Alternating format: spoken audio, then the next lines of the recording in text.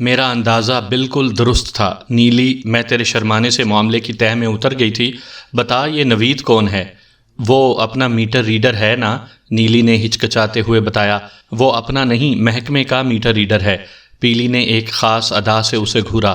تو اس پینڈو کی بات کر رہی ہے نا جو کسی گاؤں وغیرہ سے آیا ہوا ہے، وہ کھمبے کی طرح لمبا؟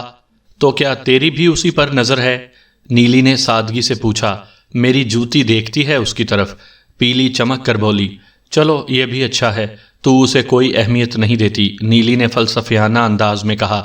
یہ چکر کب سے چل رہا ہے؟ پیلی نے کھوجنے والے انداز میں سوال کیا۔ زیادہ عرصہ نہیں ہوا ابھی، نیلی نے بتایا۔ یہ اس کا پہلا خط ہے، تو نے پڑھ تو لیا ہے، تو بتا اس میں لکھا کیا ہے؟ پیلی نے وہ خط منو ان پڑھ کر نیلی کو سنا دیا۔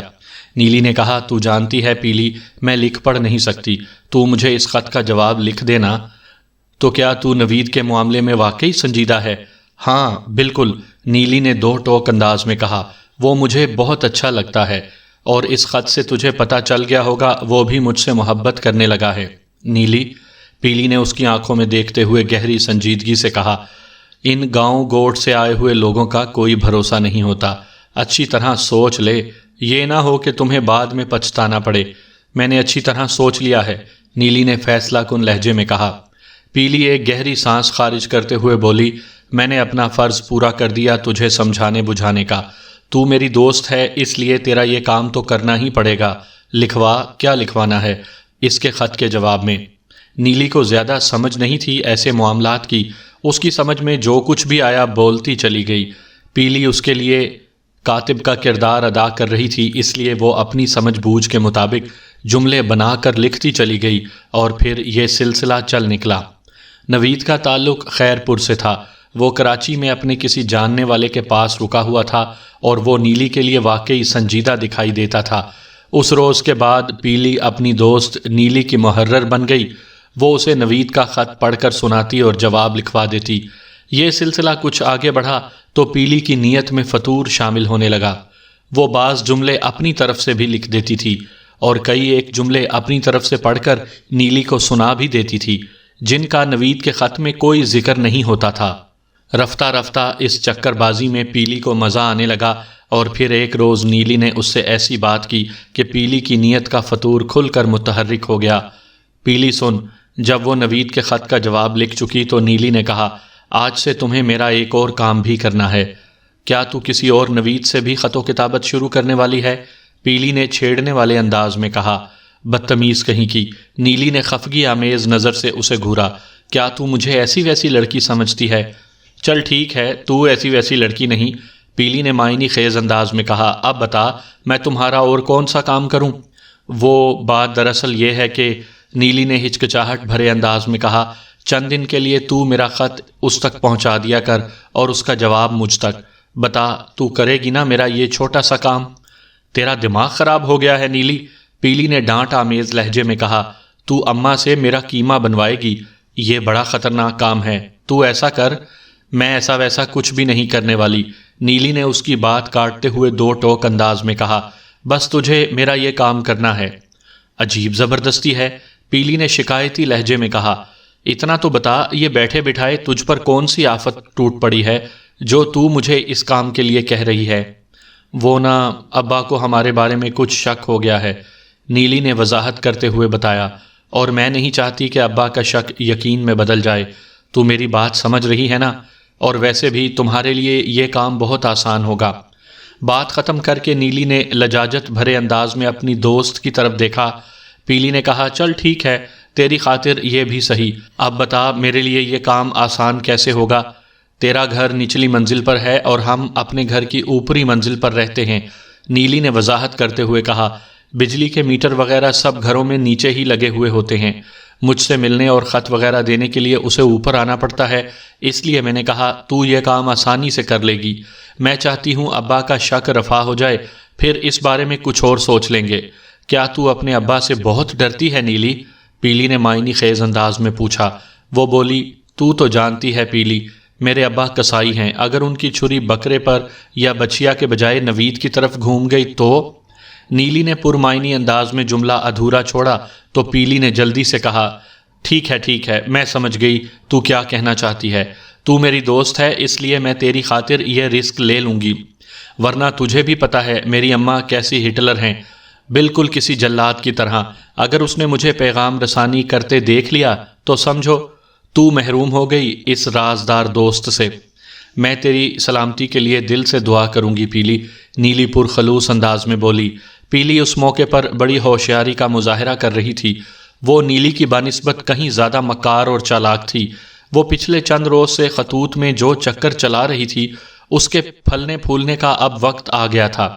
وہ اگر نوید کے رابطے میں آ جاتی تو اس کا کام سہل ہو جاتا۔ دراصل اس کی نیت نوید کے لیے بری طرح خراب ہو چکی تھی۔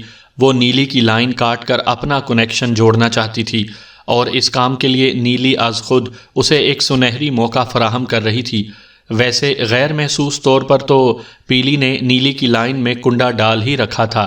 میں تیرے خلوص کو اچھی طرح سمجھ سکتی ہوں نیلی، اور تیری مجبوری کو بھی، پیلی نے گمبھیر لہجے میں کہا۔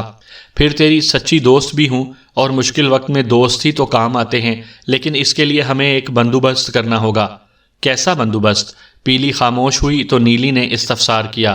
پیلی نے پرخیال انداز میں کہا، اس خط میں مجھے تیری طرف سے یہ بھی لکھنا ہوگا کہ آئندہ کے لیے وہ خط تیرے بجائے مجھے دے اور مجھی سے خط وصول بھی کرے۔ ہاں لکھ دے اس خط میں، نیلی نے جلدی سے کہا، اور یہ بھی لکھنا یہ ساری باتیں احتیاطاً ابا کے شک کی وجہ سے کی جا رہی ہیں۔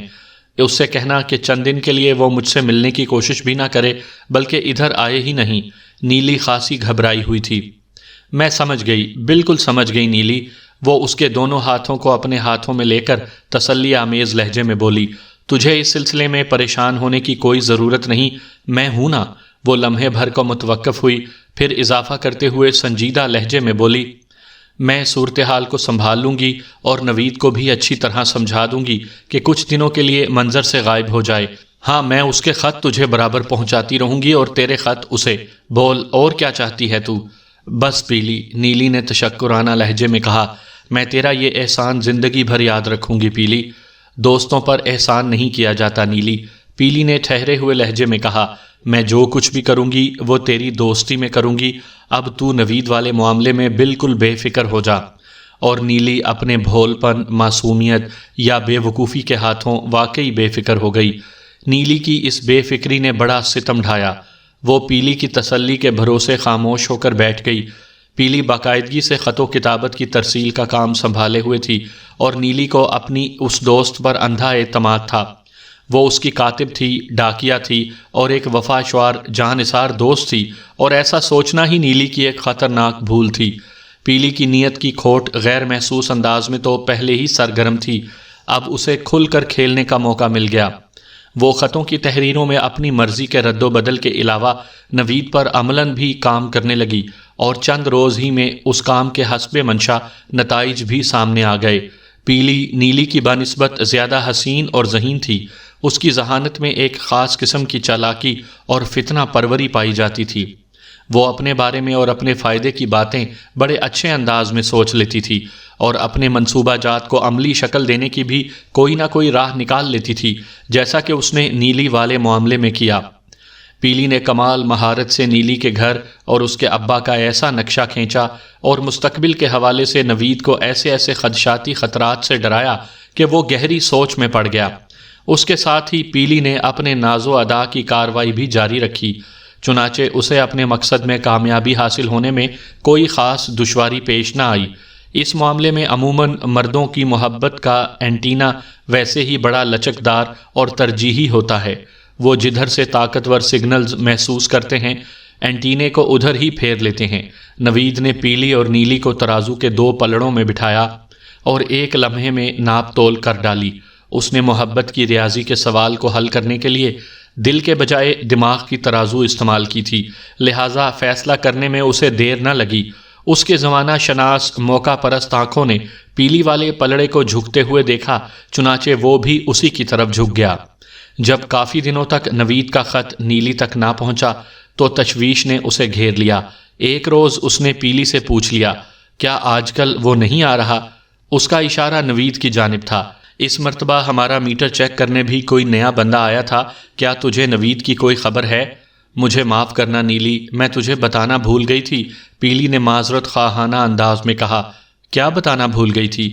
نیلی نے دھڑکتے ہوئے دل کے ساتھ پوچھا۔ پیلی نے کہا، نوید کچھ دن پہلے میرے پاس آیا تھا، بتا رہا تھا گاؤں جا رہا ہے، ابھی تک وہ لوٹا نہیں۔ گاؤں جا رہا تھا؟ نیلی نے خود کلامی والے انداز میں کہا، لیکن کیوں؟ وہ، پیلی نے ندامت بھرے لہجے میں رک رک کر بتایا، وہ کہہ رہا تھا ادھر خیر پور میں اس کے باپ کی طبیعت ٹھیک نہیں، گھر والوں نے اسے فوراً بلایا ہے۔ میرے ذہن سے یہ بات نکل گئی، ورنہ میں تجھے ضرور بتاتی۔ نیلی کی پریشانی دو چند ہو گئی، تاہم وہ اس سلسلے میں سرے دست کچھ بھی نہیں کر سکتی تھی۔ اضطراری لہجے میں اس نے پیلی سے استفسار کیا، وہ کچھ بتا کر تو گیا ہوگا؟ کتنے دن میں واپس آ جائے گا؟ نہیں، پیلی نے قطعیت سے نفی میں گردن ہلائی، اس نے کچھ بھی نہیں بتایا تھا، اور تو خود سوچ وہ بتا بھی کیسے سکتا تھا؟ اسے کیا پتا اس کا باپ کتنے دن میں ٹھیک ہو جائے گا؟ محکمے سے وہ چھٹی لے کر گیا ہے۔ نیلی نے بے بسی سے اپنے عزیز از جان دوست کی طرف دیکھا اور مایوسی بھرے انداز میں خاموش ہو گئی۔ وہ اس سے زیادہ اور کر بھی کیا سکتی تھی؟ وقت کی ڈور اس کے ہاتھ میں نہیں تھی جو وہ اسے کھینچ کر نوید کو واپس بلا لیتی۔ واقعی وقت کی ڈور نیلی کے ہاتھ میں نہیں تھی، اگر کبھی رہی بھی تھی تو اب یہ ڈور اس کے ہاتھ سے نکل کر پیلی کے ہاتھ میں جا چکی تھی، اور نیلی کی سب سے بڑی بدقسمتی یہ تھی کہ وہ اس شفاق حقیقت سے آگاہ نہیں تھی۔ وہ صبح و شام نوید کے باپ کی صحت کے لیے دعائیں مانگتے ہوئے اس کی واپسی کا انتظار کرنے لگی۔ پھر ایک روز نیلی کا یہ انتظار ختم ہو گیا۔ نوید اپنے جس بیمار باپ کو دیکھنے خیر پور گیا تھا اسے اپنے ساتھ کراچی لے آیا، اور بالکل صحت مند حالت میں، لیکن یہ جان کر نیلی پر بجلی سی گر گئی کہ وہ اپنے باپ کے ساتھ پیلی کے گھر آیا تھا اس کے رشتے کے لیے۔ دونوں کے گھر ایک ہی گلی میں واقع تھے، اس لیے یہ خبر چھپی نہیں رہی تھی۔ نیلی کو یوں محسوس ہوا جیسے آسمان اس پر اچانک آن گرا ہو۔ اسے آنکھوں دیکھی حقیقت پر یقین نہیں آ رہا تھا، اور جب یقین آیا تو وہ پھوٹ پھوٹ کر رو دی۔ اس کی بے بسی کا عالم یہ تھا کہ وہ کسی کے سامنے بھی نہیں رہ سکتی تھی، ورنہ 100 سوال اٹھتے کہ اے باولی لڑکی، تجھے ہوا کیا ہے؟ تو کس نقصان گراں قدر پر یوں اشک بار ہے؟ وہ کسی کو کچھ بتانے کی پوزیشن میں نہیں تھی، لہٰذا چھپ چھپ کر روئی اور جی بھر کر روئی۔ اس نے اپنی محبت کی نارسائی کا ماتم کیا، اور جب اشکوں نے آنکھیں اور چہرہ دھو ڈالا تو اسے صبر آ گیا۔ اس نے اپنی دوست پر 4 حرف بھیجے جس نے آستین کے سانپ کا کردار ادا کیا تھا، اور ہمیشہ کے لیے اس سے کنارہ کشی اختیار کر لی۔ اس نے پیلی یا نوید سے کسی قسم کا شکوہ کرنا ضروری نہیں سمجھا تھا۔ اسے نوید کی بے وفائی اور پیلی کی دغا بازی سے یہ اندازہ ہو گیا تھا کہ ایسی کسی شکایت کا کوئی فائدہ نہیں ہوگا۔ اس کے ساتھ جو کچھ بھی ہوا تھا وہ ایک سوچی سمجھی اور گہری سازش کا نتیجہ تھا۔ پیلی نے کسی خزاں کی مانند اس کی محبت کی شادابی اور سرسبزی کو زردا دیا تھا۔ چند روز وہ اپنی محبت کے کھونے کا ماتم کرتی رہی۔ وہ اپنے اس زیاں پر افسردہ اور ملول تھی، لیکن اس نے گھر والوں پر اس سوگواری اور افسردگی کو ظاہر نہیں ہونے دیا۔ رفتہ رفتہ وہ نارمل ہوتی گئی، اور جب ملزم شکیل نے اس کی محبت کے دروازے پر دستک دی تو وہ جیسے ایک دم جی اٹھی۔ اسے یقین نہیں آ رہا تھا کہ قسمت ایک مرتبہ پھر اس پر مہربان ہونے جا رہی تھی۔ اس نے چند دن سوچا، غور کیا، اور یہ نتیجہ نکالا کہ قدرت نے خاص طور پر اس کے لیے شکیل کو بھیجا ہے۔ اس کی یہ سوچ غلط تھی یا درست، اس بات سے بحث نہیں، البتہ حقیقت یہ ہے کہ اس نے غور و فکر کے بعد شکیل کی محبت کا جواب محبت سے دینے کا فیصلہ کیا۔ نوید نے میٹر ریڈری چھوڑ کر کوئی اور جاب کر لی تھی، اور شادی کے بعد وہ اس علاقے میں بھی بہت کم دکھائی دیا تھا۔ اس کی جگہ مذکورہ ٹھیکیدار نے شکیل کو میٹر ریڈنگ کے لیے متعین کر دیا تھا۔ جیسے جیسے دن آگے بڑھ رہے تھے، نیلی اور شکیل کے بیچ مراسم مضبوط ہو رہے تھے۔ اس بار نیلی نے کسی کو اپنی محبت کے راز میں شریک نہیں کیا۔ وہ پیلی سے چوٹ کھا چکی تھی، لہٰذا اب اور کسی پر بھروسہ نہیں کر سکتی تھی، حالانکہ ان دنوں ایک ایسا کردار اس کے آس پاس موجود بھی تھا۔ اس کے گھر کے برابر میں ایک مختصر سی فیملی کرایہ دار کی حیثیت سے آ کر آباد ہوئی تھی۔ وہ صرف ایک منزلہ گھر تھا، اور نیلی کے گھر کی چھت اور کھڑکیوں سے پڑوسی گھر کا صحن نظر آتا تھا۔ کرایہ دار فیملی محض 3 افراد پر مشتمل تھی، یعنی میاں بیوی اور ان کا ایک 8 سالہ بچہ۔ شوہر سعودیہ کی کسی فرم میں ملازم تھا، ان دنوں وہ چھٹی پر آیا ہوا تھا۔ ایک ماہ وہ بیوی اور بچے کے ساتھ گزار کر واپس چلا گیا تھا اور اب ماں بیٹا اکیلے ہی اس گھر میں رہ رہے تھے۔ بچے کا نام فیصل اور اس عورت کا نام روبینہ تھا جو چمکی کہلاتی تھی۔ سعودیہ میں ملازم شوہر کا نام کاشف محمود تھا۔ روبینہ عرف چمکی کی نیلی کی اماں سے خاصی گہری دوستی ہو گئی تھی۔ دونوں کا ایک دوسرے کے گھر آنا جانا بھی شروع ہو چکا تھا۔ بسم اللہ بیگم اگر ایک بار چمکی کے گھر جاتی تو وہ اس کا بدلہ اتارنے کے لیے ان کے گھر کے 10 چکر ضرور کاٹتی۔ چمکی ایک پرکشش اور خوبصورت ادھیڑ عمر عورت تھی جو اپنی باتوں اور انداز و اطوار سے خاصی تیز نظر آتی تھی۔ نیلی چمکی کی طرف سے ہمیشہ خوفزدہ رہتی تھی۔ وہ ہر شے ہر معاملے پر نگاہ رکھنے والی عورت تھی۔ نیلی کو ہر وقت یہ دھڑکا لگا رہتا کہ چمکی کہیں اس کی اور شکیل کی محبت سے آگاہ نہ ہو جائے۔ اسی ڈر کے مارے ایک مرتبہ تو اس نے یہ بھی سوچا کہ چمکی کو اپنے راز میں شریک کر لینا چاہیے، لیکن اسی لمحے پیلی کا چہرہ اس کے تصور میں پھر گیا اور اس نے دل ہی دل میں ایسی غلطی دوبارہ کرنے سے توبہ کر لی۔ چمکی حالانکہ شادی شدہ تھی، اس کا ایک بیٹا اور شوہر تھا، لیکن اس بار نیلی کوئی رسک لینے کو تیار نہیں تھی۔ چمکی جس طرح دیکھتے ہی دیکھتے اس کی اماں کے قریب ہو گئی تھی وہ بہت ہی خطرناک تھا۔ اس کا ابا بھی گاہے بگاہے چمکی کی تعریف کر دیا کرتا تھا۔ اس صورتحال نے نیلی کو چمکی کی طرف سے بے حد محتاط کر دیا تھا۔ وہ شکیل سے 2 باتیں کرنے کے لیے بہت ڈھونڈ ڈھانڈ کر موقع نکال پاتی تھی۔ نیلی اور شکیل کے درمیان بڑی دھیمی رفتار سے معاملات آگے بڑھ رہے تھے کہ ایک روز یہ سننے میں آیا شکیل نے نیلی کے باپ واحد علی کو قتل کر دیا ہے۔ اسی روز شام کے وقت شکیل کو گلداد زاہد کے کمرے سے واحد علی کے قتل کے الزام میں گرفتار کر لیا گیا۔ آئندہ پیشی میں ابھی چند روز باقی تھے، لہٰذا مجھے تیاری کرنے کے لیے اچھا خاصا وقت مل گیا۔ اس دوران ملزم شکیل کا خیر خواہ دوست 2-3 مرتبہ آ کر مجھ سے مل چکا تھا اور ہر بار میں نے اسے کوئی نہ کوئی کام ضرور بتایا تھا۔ گلداد زاہد کی سنجیدگی اور مستدی نے مجھے باور کروا دیا کہ وہ شکیل سے سچی ہمدردی رکھتا ہے۔ میں نے اس کے تعاون اور وساطت سے نہایت ہی مفید معلومات اکٹھا کر لی ہیں۔ وہ بہت کارآمد آدمی ثابت ہوا تھا۔ عدالت کی باقاعدہ کارروائی کا آغاز ہونے سے پہلے میں چند اہم امور آپ کی خدمت میں پیش کرنا چاہوں گا۔ اس دوران میں نے ذرائع اور تعلقات استعمال کر کے کیس فائل تک رسائی حاصل کر لی تھی۔ جب امداد غوری کو پتہ چلا کہ اب یہ کیس میری پیروی میں چلے گا تو ایک روز عدالت کے برآمدے میں آمنا سامنا ہونے پر وہ میرے قریب آ گیا۔ ہیلو بیگ صاحب، کیسے ہیں آپ؟ اس نے بڑی گرم جوشی سے مصافحے کے لیے میری جانب ہاتھ بڑھایا۔ میں نے مصافحہ کرتے ہوئے جواب دیا، اللہ کا احسان ہے ٹھیک ہوں۔ سنا ہے واحد علی مرڈر کیس اب آپ ڈیل کریں گے؟ اس نے پوچھا۔ واحد علی مرڈر کیس نہیں، میں نے اس کی آنکھوں میں آنکھیں ڈالتے ہوئے جواب دیا، بلکہ شکیل بچاؤ کیس۔ میں اس کیس میں وکیل صفائی ہوں، نہ کہ وکیل استغاثہ۔ میں نے ایک عام حقیقت بیان کی تھی، لیکن انداز ایسا 2 ٹوک تھا کہ وہ بوکھلا کر رہ گیا۔ کھسیانے لہجے میں بولا، ہاں وہی ایک ہی بات ہے۔ ایک بات نہیں ہے غوری صاحب، میں نے بدستور اٹل لہجے میں کہا۔ میرا خیال آپ سے قطعی مختلف ہے۔ آپ کے نزدیک اس کیس میں کوئی جان نہیں تھی، لیکن میں اسے خاصا توانا اور صحت مند محسوس کرتا ہوں۔ بائی دا وے، میں نے جملہ ادھورا چھوڑ کر ایک گہری سانس لی اور اس سے پوچھا، غوری صاحب آپ کو کیسے پتہ چلا یہ کیس اب میرے ہاتھ میں ہے؟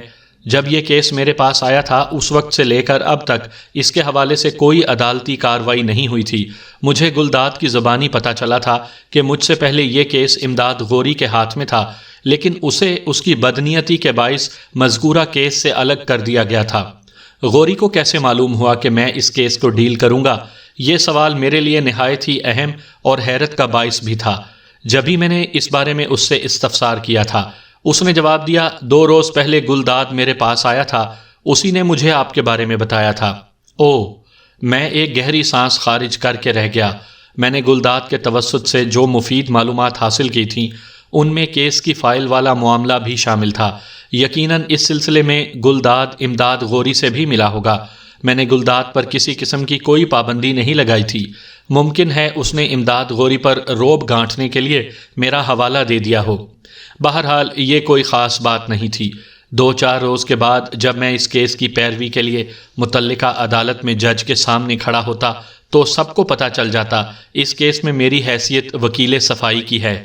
میں نے مسافہ کے بعد آگے بڑھنے کے لیے قدم اٹھایا تو امداد غوری پر اسرار لہجے میں بولا، بیگ صاحب آپ ماشاءاللہ بہت سمجھدار اور تجربے کار وکیل ہیں، کیس کی فائل کو ذرا غور سے پڑھ لیجئے گا، یہ نہ ہو کہ بعد میں۔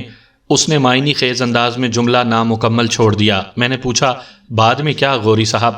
اس نے میرے سوال کا جواب نہیں دیا اور گردن اکڑا کر ایک جانب چل دیا۔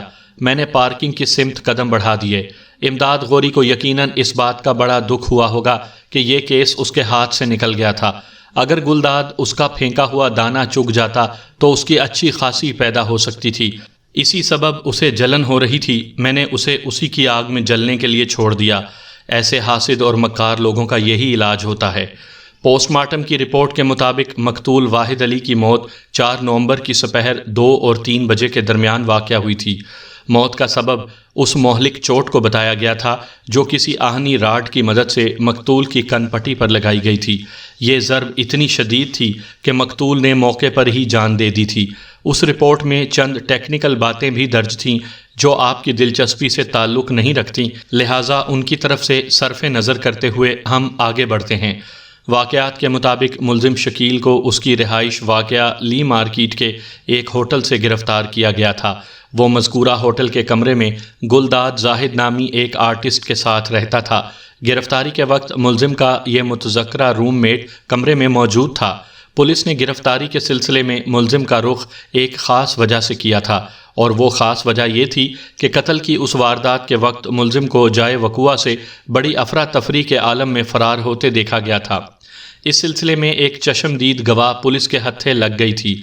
اب یہ عورت استغاثہ کے گواہوں کی فہرست میں شامل تھی اور اس کا نام تھا زبیدہ بائی۔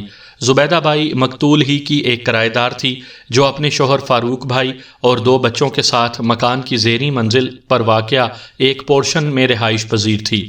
گجراتی زبان میں بائی کا لفظ بہن کے معنوں میں استعمال ہوتا ہے، لہٰذا ذہن میں الٹے سیدھے خیالات لانے کی ضرورت نہیں۔ فاروق بھائی اور زبیدہ بائی گجراتی تھے۔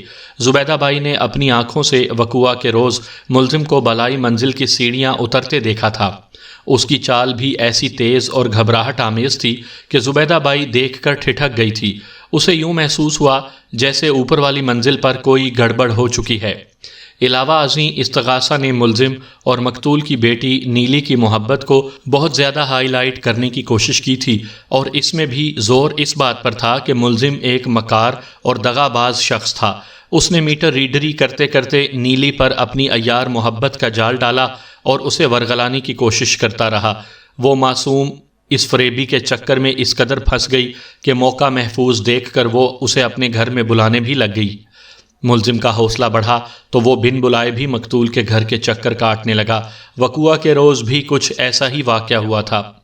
استغاثہ نے نیلی کو بہت ہی سیدھی سادی اور بے وقوف لڑکی ظاہر کرنے کی کوشش کی تھی، جو بڑی آسانی سے ملزم کے جال میں پھنس گئی۔ نیلی اور نوید والا معاملہ چونکہ منظر عام پر نہیں آ پایا تھا، اس لیے لوگ اس معصوم اور بے وقوف لڑکی کے گناہوں سے واقف نہیں تھے۔ بہرحال استغاثہ کی رپورٹ کے مطابق ملزم وقوع کے روز میٹر ریڈنگ کے بہانے مقتول کے گھر پہنچا۔ بجلی کے میٹر وغیرہ نیچے زینے کے پاس ایک دیوار پر نصب تھے۔ زینے میں خاموشی اور سناٹا دیکھ کر اس نے ہمت کی اور دبے قدموں اوپر گیا۔ اس نے سمجھا نیلی سے ملاقات کے لیے یہ بہترین موقع ہے۔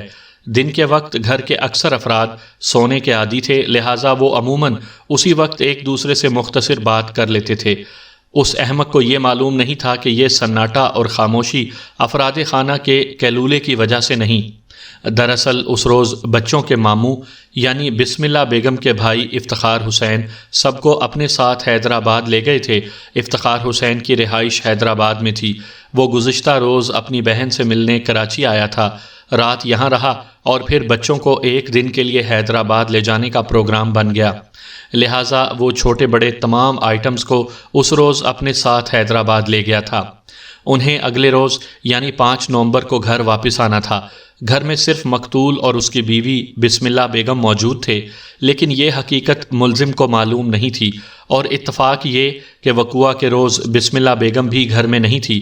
وہ بچوں کو حیدرآباد روانہ کرنے کے بعد چھوٹی بہن سے ملنے نیو کراچی چلی گئی تھی، اور مقتول دوستوں یاروں سے گپ شپ کرنے گھر سے نکل گیا تھا۔ اس روز گوشت کی فروخت کا ناغہ تھا۔ جب ملزم دبے قدموں اوپر پہنچا تو اس وقت مقتول گھر کے اندر اکیلا ہی تھا، وہ تھوڑی دیر پہلے ہی گھر لوٹا تھا۔ اس کے بعد استغاثہ نے امکانی انداز اختیار کرتے ہوئے کہا تھا کہ جب ملزم اوپر پہنچا تو مقتول کی بیٹی کے بجائے اس کا سامنا مقتول سے ہوا ہوگا۔ مقتول کو ملزم کی حرکتوں پر پہلے سے کچھ شک تھا۔ اسے اپنے دروازے پر دیکھ کر مقتول کو یقین ہو گیا کہ وہ کس مقصد سے وہاں آیا تھا۔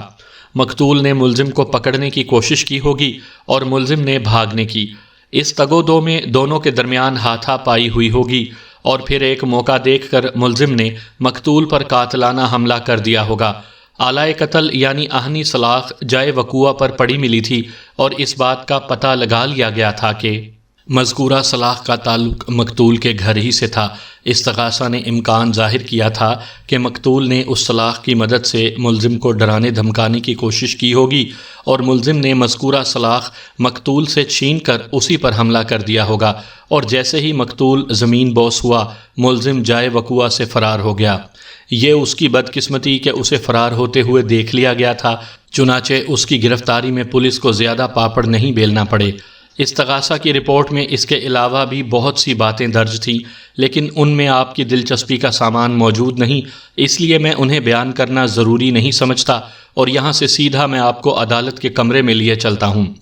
جج اپنی مخصوص نشست پر آ کر بیٹھا تو عدالتی کارروائی کا آغاز ہوا۔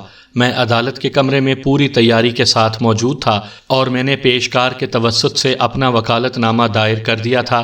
جج نے نگاہ اٹھا کر میری طرف دیکھا اور آنکھیں پھیلاتے ہوئے بولا، او، ملزم نے اپنی وکالت تبدیل کر لی ہے، اس کی صفائی کے لیے مسٹر بیگ نظر آ رہے ہیں۔ میں نے تعظیمی انداز میں گردن جھکاتے ہوئے کہا، یس یور آنر۔ یہ عدالت کی باقاعدہ کارروائی کی پہلی پیشی تھی، میری نظر میں باقاعدہ اس لیے کہ اب سے پہلے اس کیس کے سلسلے میں جو کچھ ہوا تھا وہ ایک طرح کا مذاق ہی تھا۔ وکیل صفائی جب اپنے موکل سے مخلص نہ ہو تو کسی بھی قسم کی کارروائی کو مذاق ہی کہا جا سکتا ہے۔ میں نے مذاق والی بات اسی سینس میں کی ہے۔ استغاثہ کی جانب سے کوئی نصف درجن گواہوں کی فہرست دائر کی گئی تھی، لیکن میں یہاں پر صرف انہی کی گواہی کا ذکر کروں گا جن کے بیانات اور ازاں بعد ان پر ہونے والی جرح میں اہم نکات شامل ہوں گے۔ اس سے پہلے کہ گواہوں کی شہادت کا سلسلہ شروع ہوتا، میں نے جج سے درخواست کی، جناب عالی، اگر معزز عدالت کی اجازت ہو تو میں اس کیس کے تفتیشی افسر سے چند سوالات کرنا چاہوں گا۔ میری دیکھا دیکھی وکیل استغاثہ کے لبوں سے بھی ایک فرمائش پھسل گئی، یور آنر، پچھلی پیشی پر ملزم کا بیان تو ہو گیا تھا لیکن بھرپور جرح نہیں ہو پائی تھی۔ اب چونکہ ملزم کا وکیل بھی بدل گیا ہے، اس لیے اگر ملزم سے سوال و جواب کا دوبارہ موقع فراہم کیا جائے تو اس کیس پر زیادہ روشنی پڑ سکتی ہے۔ وکیل استغاثہ کی فرمائش مجھے بھی پسند آئی۔ میں بھی معزز عدالت کے سامنے ملزم سے چند اہم سوالات کرنا چاہتا تھا، لیکن میں نے as a matter of tactics ابتدا ہی سے وکیل مخالف پر چڑھائی کی پالیسی اختیار کرتے ہوئے جج سے کہا، یور آنر، مجھے وکیل استغاثہ کی بات پر کوئی اعتراض نہیں، لیکن چونکہ میں نے پہلے درخواست کی ہے لہٰذا میں نے دانستہ جملہ ادھورا چھوڑ دیا۔ It's okay. جج نے میرے ادھورے جملے کا مفہوم پا لیا اور تحکمانہ لہجے میں بولا، پہلے مسٹر بیگ اس کیس کے آئیو یعنی انکوائری آفیسر پر جرح کریں گے، اس کے بعد ملزم سے سوال و جواب کیا جائے گا۔ جج کی اجازت پا کر میں وٹنس باکس کی طرف بڑھ گیا۔ اس سے پہلے جج کے حکم سے تفتیشی افسر مذکورہ کٹہرے میں تشریف لے جا چکا تھا۔ آئیو ہر پیشی پر عدالت میں موجود ہوتا ہے اور کسی بھی مقدمے میں اس کی حیثیت استغاثہ کے گواہ ایسی ہوتی ہے۔ مذکورہ تفتیشی آفیسر بھاری جثے کا مالک ایک سب انسپکٹر تھا۔ میں نے آئیو سے مخاطب ہوتے ہوئے کہا، میری معلومات کے مطابق آپ کا نام کریم بخش ہے، کیا میں صحیح کہہ رہا ہوں؟ بالکل صحیح، وہ قطعیت سے بولا، لیکن یہ تو کوئی سوال نہ ہوا۔ میں نے اس کی الجھن کو نظر انداز کرتے ہوئے پوچھا، آپ کو اس واقعے کی اطلاع کب دی گئی تھی؟ وقوع کے روز شام 4:30 بجے، آئیو نے جواب دیا۔ میں نے سوال کیا، اور آپ جائے وقوع پر کتنے بجے پہنچے تھے؟ 5 بجے۔ وہ ٹھہرے ہوئے لہجے میں بولا، اطلاع ملنے کے آدھے گھنٹے بعد جب آپ وقوع پر پہنچے تو مقتول کے گھر میں کون موجود تھا؟ گھر کے افراد میں سے صرف مقتول کی بیوی بسم اللہ بیگم موجود تھی، اس نے بتایا۔ اس کے علاوہ محلے کے چند افراد تھے۔ میں نے جرح کے سلسلے کو آگے بڑھاتے ہوئے کہا، مقتول ماشاءاللہ بڑے زرخیز خاندان کا سربراہ تھا، گھر کے دیگر افراد اس روز کہاں غائب تھے؟ ان لوگوں کے تمام بچے اپنے ماموں کے ساتھ حیدرآباد گئے ہوئے تھے۔ اور بڑوں کے بارے میں کیا خیال ہے؟ بڑے کیا مطلب؟ میں نے مطلب کی وضاحت میں کہا، میری معلومات کے مطابق مقتول کی اولاد میں 3 سال سے لے کر 25 سال تک کے افراد شامل ہیں۔ سب سے چھوٹا بچہ کامران 3 سال کا ہے اور سب سے بڑی لڑکی نیلوفر عرف نیلی 25 سال کی ہو چکی ہے۔ ان تمام اولادوں کا بچوں میں تو شمار نہیں کیا جا سکتا نا۔ میں نے یہ سارا چکر آیو کو جھنجھلاہٹ میں مبتلا کرنے کی خاطر رچایا تھا اور مجھے اپنے مقصد میں خاطر خواہ کامیابی حاصل ہوئی تھی۔ اس نے گھور کر ناپسندیدہ نظر سے مجھے دیکھا اور اکتاہٹ آمیز لہجے میں جواب دیا، مقتول کے بچوں سے میری مراد اس کی ساری 9 کی 9 اولادیں تھیں۔